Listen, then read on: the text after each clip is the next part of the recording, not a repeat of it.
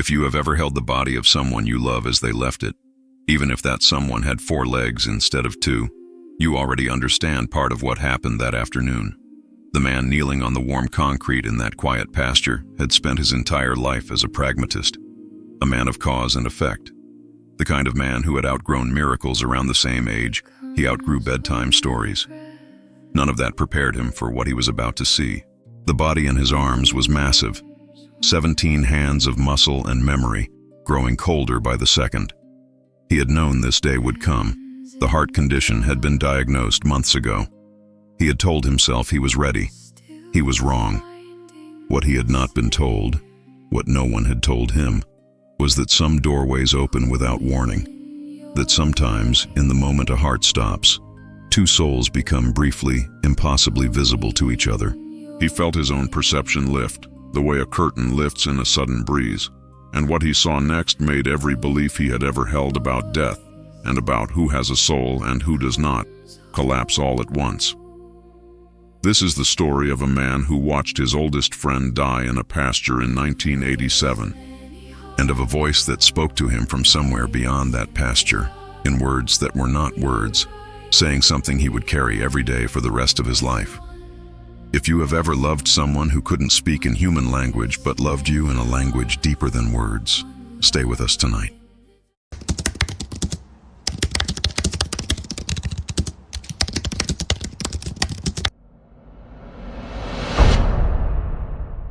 He was the kind of man who trusted what he could touch.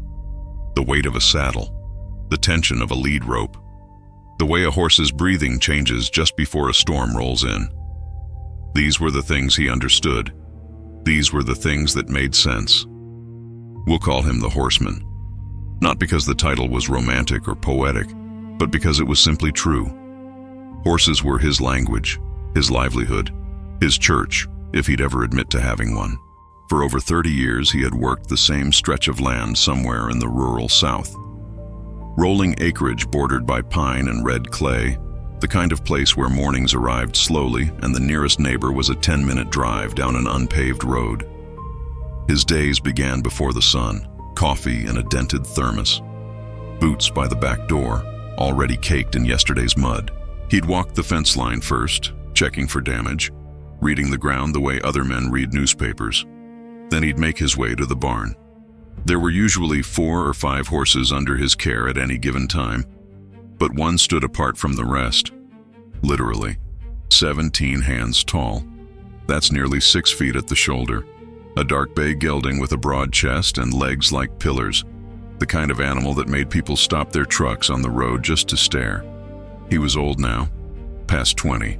His muzzle had gone silver and his gait had slowed to something careful and deliberate, like a man favoring a bad knee. But his presence was unchanged. When he stood in the pasture, he owned it. Every blade of grass, every shadow. The horseman had raised him from a yearling, 20 years together. That's longer than most marriages, longer than some lifetimes. And like the deepest friendships, theirs had no performance to it, no audience. Just 2 creatures who had learned each other's rhythms so completely that words were unnecessary. The horseman could read a twitch in the gelding's ear from 60 yards. The horse could hear his footsteps on gravel and distinguish them from any other human on the property. They had survived things together. A barn fire years back, a drought that nearly broke the ranch, a winter so harsh the pipes froze for 6 weeks and the horseman slept in the barn beside his animals just to keep them warm. He never talked about any of this. He wasn't a man who narrated his own life. But there was something the horseman never discussed with anyone. Not with the vet. Not with the few friends who occasionally stopped by. Not even with himself if he could avoid it. The gelding's heart was failing. It had started subtly, a reluctance to trot. Standing still for too long in the middle of the pasture, head lowered, sides heaving with effort that shouldn't have been necessary. The vet had confirmed it a year earlier with quiet clinical certainty. A degenerative cardiac condition, no surgery, no cure. Just time, measured not in years but in seasons. The horseman had nodded when the vet told him. He hadn't asked questions, he hadn't argued. He simply walked back to the barn, poured grain into the gelding's bucket, and stood there in the dark for a very long time. He was not a man who believed in anything beyond what he could see. He'd been raised in a household where faith was something other families practiced. His father had been a mechanic, his mother a practical woman who believed in hard work and early bedtimes. God was a word used at funerals and nowhere else. The afterlife was a fairy tale people told themselves so the dark didn't feel so permanent. And animals? Animals were animals. Beautiful, noble, worthy of respect and care. But they didn't have souls. They didn't go anywhere when they died. They simply stopped. That was the architecture of his world. Clean, solid, load-bearing. Every evening after the work was done and the other horses were settled, the horseman would walk out to the far pasture. The gelding would already be there, waiting. Not because he'd been trained to wait, because he chose to. They'd stand together in the fading light, the man leaning against the fence, the horse close enough that his breath moved the hair on the man's forearm, neither asking for anything, neither offering anything but presence. These were the moments the horseman would never describe to another person. He wouldn't have had the vocabulary for it. He only knew that when he stood beside this animal, the noise in his head went quiet.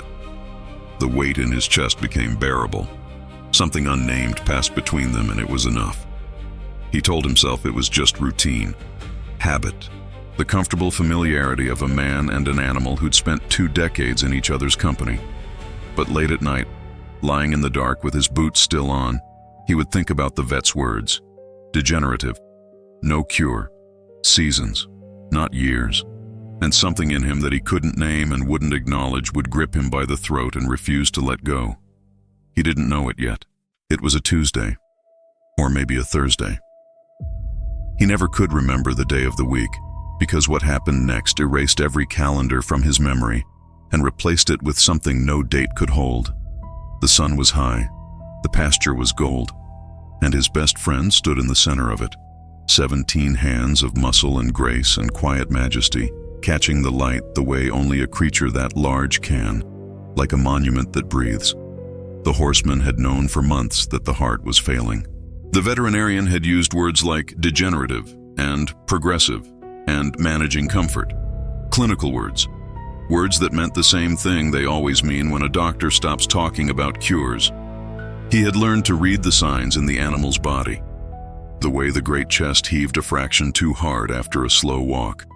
The way the legs would tremble, just slightly, barely visible, when the horse stood still for too long. The way those enormous dark eyes would sometimes drift half-closed in the middle of the afternoon. Not from sleep, but from something deeper.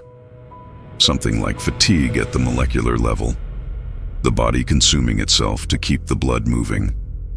He had come out that afternoon to check the water trough. That was all. A simple task. Fill the trough, check the salt block, maybe brush the old boy down if he seemed willing. The horseman carried a lead rope over one shoulder and a bucket in his right hand. The concrete apron near the barn was warm under his boots. The world smelled like cut grass and iron and the particular sweetness of a horse's neck after hours in the sun. Everything was ordinary. Everything was exactly as it had been 1,000 times before. And that is what made the next 60 seconds so violent in his memory. Because they arrived without warning, without mercy, without even the decency of a prologue. The horse stopped walking, not gradually, not the way a tired animal slows and halts. He stopped the way a machine stops when the power is cut, mid-stride, one hoof still in the air. Then the front legs buckled. The horseman heard the sound before his brain could process the image. A deep, wet, concussive thud. 1,200 pounds of living creature hitting poured concrete. The impact sent a vibration through the ground that he felt in his teeth. Dust rose in a plume around the fallen body, golden in the sunlight, almost beautiful if you didn't know what it meant. The bucket left his hand. He didn't drop it. His fingers simply forgot they were holding it. It clattered somewhere behind him, but he was already running. He reached the animal in 4 steps. Maybe 5. He didn't count. He dropped to his knees on the concrete, and the impact tore through his kneecaps. But he didn't feel it. Not then, not for hours afterward. His hands found the horse's neck. The great arched column of muscle that had carried that magnificent head for over 2 decades was flat against the ground now, stretched out, the veins pulsing visibly beneath the slick skin. The animal's eye, the one facing up, was wide open, rolling. The pupil was enormous, a black lake rimmed with white. The horseman had never seen fear in that eye before. He had seen calm, patience, intelligence, trust, but never this. The horse was gasping, not breathing, gasping. Each inhale was a convulsion, the massive ribcage lurching upward and then collapsing, the lungs fighting for air that the failing heart could no longer circulate. A thick rope of saliva hung from the animal's lips, swinging with each spasm. The concrete beneath the body was already dark with sweat. He screamed at the horse to get up. He screamed the way you scream at someone you love when love is the only medicine left, and you know it isn't enough. His voice cracked on the second word and never recovered. He grabbed the mane, that thick, coarse, impossible mane he had braided 100 times, and he pulled as if his arms alone could lift 1,200 pounds off the concrete. He couldn't. Of course he couldn't. So he stopped pulling and started talking. Low, fast. The words didn't matter. He told the horse about the first time they'd ridden together, about the morning trail along the creek bed when the fog was so thick they navigated by sound alone, about the afternoon the horse had refused to cross a bridge and he'd been furious until he realized the bridge was rotten and would have collapsed under the weight. He told him everything he could think of, as if memories were oxygen. The concrete was warm from the sun. That was the detail he could not shake afterward. The warmth of the ground beneath his knees as he dropped beside the animal. 17 hands of muscle and bone. 1,000 pounds of living history. His trail companion through forest and fog. His silent partner through a decade of grief and healing and solitary mornings. Now heaving on the ground like a ship run aground. The horse's legs moved. Not standing. Pedaling. Searching for earth that would hold him upright. But the body had already betrayed itself. The great heart inside that barrel chest was seizing, misfiring, drowning in its own electrical storm. He screamed. Not words at first, just sound, the raw frequency of a man watching his best friend die. Then words came. Get up, come on, get up. He pressed his forehead against the animal's neck. He could feel the pulse there, erratic, fading, a drummer losing the rhythm. The great brown eye rolled toward him. Calm, impossibly calm. He would say later that this was the moment the world cracked open. Not metaphorically, not emotionally. The world cracked open the way a shell cracks, from the inside out. Something was pushing through. It started in his peripheral vision, a shimmer. The pasture fence, the tree line, the gravel path leading back to the barn. All of it began to lose its edges, not blurring, dissolving. As if reality were a painting left in the rain, the colors bleeding outward into a canvas he had never seen before. He was still kneeling, still touching the horse, but he was also somewhere else, both places, at the same time. The horse stood up, not the body. The body was still on the concrete, still heaving, the legs still cycling weakly against nothing. The body was failing, but something stood up out of it. He watched it happen, the way you watch sunrise, knowing it is real but unable to reconcile its beauty with ordinary physics. A shape rose from the fallen animal. It moved upward through the body the way light moves through water, effortless, unhurried, and when it cleared the physical form entirely, it was whole. The spirit stood on the air itself, 4 legs planted on something invisible and absolutely solid. The head was high, the ears forward. The neck arched with a strength the animal had not possessed in years. Every scar, every stiffness, every calcified joint and swollen tendon, gone, erased. As if suffering had been a coat the animal simply shrugged off and left on the ground. He was looking at his horse, but not the horse he had known these last difficult months. This was the horse from the beginning, the young animal, the unbroken creature that could outrun the fence line and still have wind to spare. He tried to speak. His mouth formed the animal's name, but no sound came. And then, inside his skull, not through his ears, but through some corridor of awareness he had never known existed. A voice. Not human, not animal. Something between and beyond both. A telepathic declaration that arrived fully formed, needing no translation, carrying with it a certainty so absolute it felt like granite. I am a young stallion in form. I will run across the plains. The words did not echo. They settled. They landed in his chest the way a stone lands in still water, with a single clear impact and then rings spreading outward through everything he believed about life and death and the creatures who share both with us. He felt the joy, not his own, the horse's joy. It flooded him like warmth from a furnace door thrown open in winter. Pure, uncomplicated. The joy of a body restored, of legs that remember speed, of a heart that beats without pain. The spirit horse shifted its weight, gathered itself, and began to move. First a walk, measured, dignified, the walk of a creature surveying a kingdom it already knows by heart. Then the trot, powerful, rhythmic, the kind that shakes the ground and makes the chest swell just to witness. Then the gallop, like a river breaking over a dam. All that contained energy released at once into pure, thundering motion. The animal stretched across the light as though the horizon were a finish line only it could see. Mane streaming, tail a dark flag against the gold. Every muscle firing in the perfect sequence that nothing but a horse in full flight can produce. He stood, or floated, or existed in whatever posture the disembodied occupy, and he watched his friend leave. Not with grief. Grief was still waiting for him back on the concrete, back in the version of reality where a body lay cooling in the afternoon sun. Here, in this impossible expanded moment, there was only witness. Only the privilege of seeing what no veterinary textbook, no biological diagram, no rational framework had ever prepared him to see. The horse galloped into the light like a word returning to the mouth that first spoke it.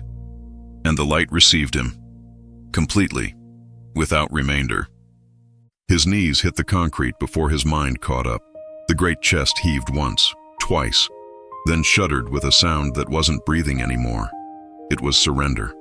17 hands of muscle and bone and decades of trust, folding into the earth like a cathedral collapsing from within. He pressed his palms against the animal's neck. The heat was still there. The pulse was not. He screamed. Not words, just sound. The kind of sound a man makes when language has failed him and all that remains is the raw frequency of loss. He screamed for the horse to stand. He screamed for the legs to move, for the dark eyes to open, for the impossible to reverse itself. Nothing moved. The sun kept burning, the flies kept circling, and the concrete held the body of his best friend like an altar holds a sacrifice, indifferent and absolute. And then everything changed. He would later say it was like someone had taken the dial of his perception and turned it past every number he knew existed. The pasture didn't disappear. The concrete didn't vanish. But something opened on top of it, layered over reality like a transparency placed upon a photograph. He could see both worlds at once, the physical and something else, something that had always been there, hidden behind the frequency of ordinary sight. The grief didn't leave him. It simply became irrelevant, because what he was witnessing made grief impossible. From the still body on the concrete, something rose. Not smoke, not heat distortion, something with form, something with intention. The shape of the horse lifted from the shape of the horse, the same massive frame, the same broad chest, the same proud arch of the neck, but made entirely of light. Every detail was preserved, yet every flaw was erased. The swollen joints that had ached for years were smooth. The dull coat that age had thinned was now radiant, gleaming with a luster that no grooming had ever achieved. The clouded left eye that had worried him for months was clear and dark and full of something he could only describe as joy. The spirit horse stood where the body lay. It stood the way the horseman remembered him standing 15 years ago, square and proud, with the effortless authority of an animal that knew exactly what it was. Young, powerful, unbroken by time. He wanted to speak. His mouth opened, but no sound came. His throat locked around the words because the words he had were too small for what he was seeing. Then the voice came, not through the air, not through the ears. It arrived inside his skull, fully formed, undeniable, louder than any sound he had ever heard, yet producing no vibration in the world around him. It was not a human voice. It carried no accent, no gender, no age, but it carried identity. He knew, with a certainty that bypassed thought entirely, that it was the horse speaking. "I am a young stallion in form." The words were not metaphor, they were declaration. They carried the authority of something announcing what it had always been beneath the disguise of aging flesh. The spirit horse lifted its head higher, nostrils flaring with breath that did not need lungs, eyes burning with an intelligence that had been there all along, hidden behind the limitations of the animal body he had known and loved. "I will run across the plains." 7 words. That was all. But those 7 words dismantled everything the horseman had ever believed about the boundary between human souls and animal souls. Those 7 words told him that consciousness was not a privilege reserved for one species, that love did not end at the edge of biological classification, that the friend he had ridden through storms and silence for nearly 2 decades had been aware the entire time, aware of being loved, aware of loving in return, and aware of where it was going now. And then the spirit moved. It didn't walk, it launched. The massive body gathered itself the way he remembered, haunches dropping, shoulders lifting, every muscle coiling with the memory of speed. And then it exploded forward. The trot lasted 3 strides before breaking into a canter, and the canter lasted 2 strides before becoming something else entirely. A gallop, but not the cautious, joint-saving gallop of an old horse managing its pain. This was the gallop of absolute freedom. The gallop of an animal that had been released from gravity, from illness, from the slow betrayal of its own body. He watched his friend run. The plains stretched in every direction, not the pasture he knew, but something vaster. Golden grass that moved like water beneath a sky that held no sun, yet radiated warmth from everywhere at once. The horizon pulsed with light that was not white and not gold, but something his eyes had no name for. And the horse ran toward it with the fury and the joy of something finally returning to the place it had always belonged. He could feel it, not just see it. He could feel the wind in the mane. He could feel the ground beneath the hooves. He could feel the heart, not beating with the arrhythmia that had killed the body, but beating with a rhythm that was ancient and perfect and endless. The vision held for what felt like hours. It lasted perhaps 30 seconds. The plains folded. The light contracted. The ordinary world pressed back in around the edges of the extraordinary one, and the horseman found himself kneeling on warm concrete with his hands still gripping the mane of a body that no longer held his friend. But he was not destroyed. He was not empty. The galloping faded first, then the light. Not all at once. It pulled away in layers, like curtains closing from the edges of a stage he never asked to stand on. The thunder of phantom hooves on infinite plains grew quieter, thinner, until it was nothing more than a vibration in his sternum. And then even that was gone. What replaced it was weight. His palms were flat against the concrete. He could feel every pebble embedded in the surface, every grain of dust. His knees ached. His lower back screamed from a position he didn't remember folding into. The sun pressed against his neck like a hot iron, and the sweat running down his temples felt foreign, as though his skin belonged to someone else. He was back. He was back, and the world was so heavy he could barely breathe under it. His body felt impossibly dense. Every muscle, every joint, every tendon pulled downward as if gravity had doubled in the minutes he had been gone. Gone. He didn't know what else to call it. He had been somewhere else, somewhere without weight, somewhere where a 17-hand horse could rise from death and run like a 3-year-old colt toward a horizon made of pure, blazing light. Now there was only concrete, only heat, only the motionless body of his best friend lying 3 feet to his left. He turned his head. The great barrel chest was still. The dark coat, slick with sweat, caught the afternoon light and held it. The massive legs, folded at angles that no longer mattered, lay quiet against the ground. The eye he could see was open, half-lidded, glazed, but not empty. That was the part that broke through the confusion. The eye didn't look vacant. It looked finished, peaceful, as if whatever had lived behind it had simply stepped out through a door and closed it gently on the way through. He pressed his hand against the horse's neck. The warmth was still there, fading slowly into the concrete beneath them. He could feel the absence of a pulse, not as a medical fact, but as a silence where a rhythm used to live. He opened his mouth. Nothing came out. He tried to reconstruct what had just happened. His mind kept offering fragments, the spirit rising, the body made whole, the voice, that deep telepathic declaration rolling through his consciousness like thunder over open water. Every detail remained vivid, sharper than memory, sharper than anything he had ever experienced while standing on solid ground with both eyes open. But the words to describe it didn't exist in his mouth. Someone arrived eventually, a neighbor, a farmhand. He couldn't remember which. There were voices, practical questions, phrases like, "How long ago?" and "Did he go down hard?" and "I'll call the vet to confirm." The world moved around him in its efficient earthbound way, and he sat inside it like a man underwater, watching the surface ripple above him. He tried once, just once. He said something like, "I saw him stand up." The neighbor looked at the horse on the ground, then back at him. There was a silence that lasted longer than it should have. Then a hand on his shoulder. A gentle, dismissive squeeze. The kind people give when they think grief has made you confused. "He didn't stand up, buddy. He's been down since I got here." And there it was. The wall. The invisible, immovable wall between what he had witnessed and what the world was willing to accept. He had watched a spirit rise. He had heard a voice declare its freedom in a language that bypassed ears entirely. He had seen his friend gallop toward something so luminous, it made the afternoon sun look like a candle flame behind frosted glass. But in the language of the living, a horse had simply died in a pasture on a Tuesday afternoon. He didn't argue. He didn't try to explain.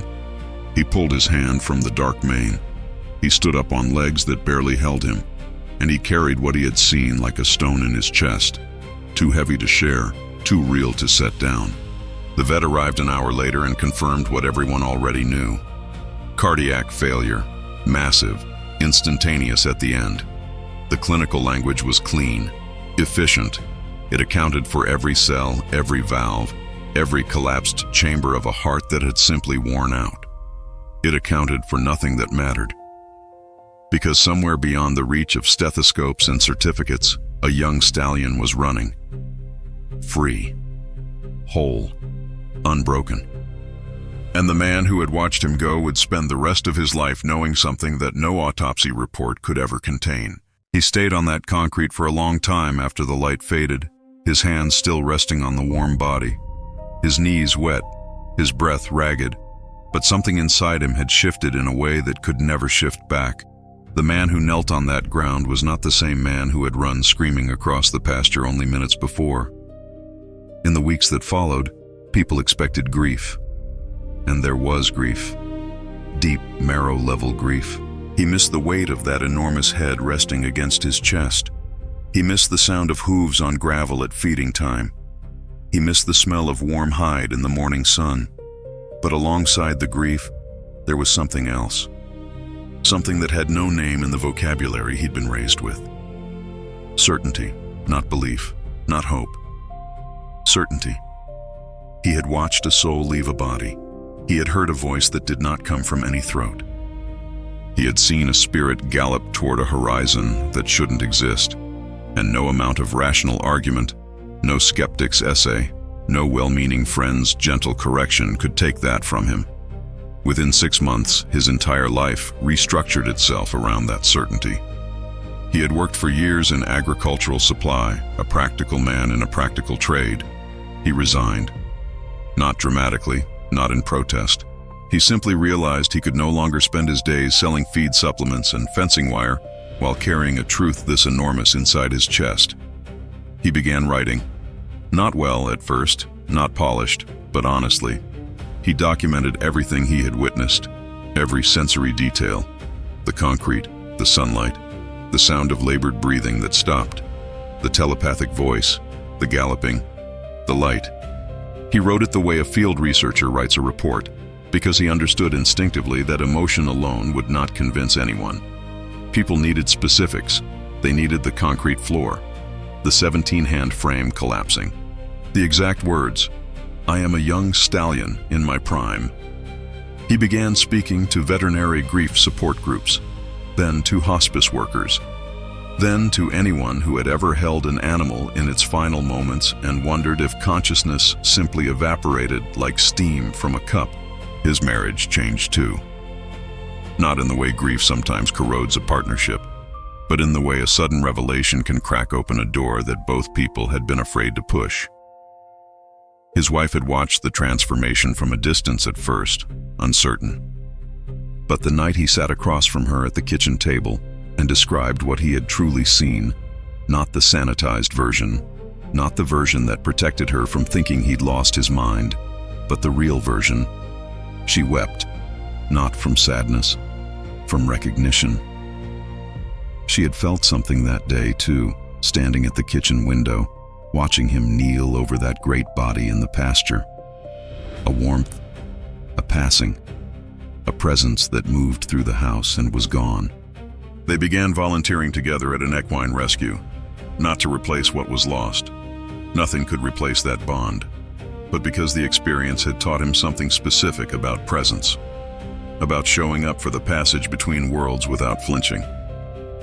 There is one moment he returns to often, a concrete example of how the revelation lives in his daily life. When a new rescue arrives at the facility, frightened, malnourished, eyes wide with distrust, he does not rush to touch it. He does not speak. He stands at the edge of the paddock and simply breathes. He lets the animal feel his stillness. And in that stillness, he holds the same truth the stallion spirit communicated to him on that terrible, beautiful afternoon. That every living creature carries something eternal inside it. That the body is temporary architecture. That fear is the forgetting, and love is the remembering. He lost his fear of death that day, completely. Not gradually, not through therapy or philosophy or years of meditation. In a single afternoon, on a concrete floor, holding a dying animal he loved, fear simply left him.